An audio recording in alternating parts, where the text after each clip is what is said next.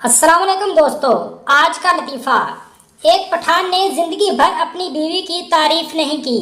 एक दिन जुमे की नमाज में मौलवी साहब ने खुतबा दिया कि बीवी की तारीफ़ किया करो, ये भी सवाब का काम है, जिससे घर में सुकून रहता है और बीवी भी खुश हो जाती है।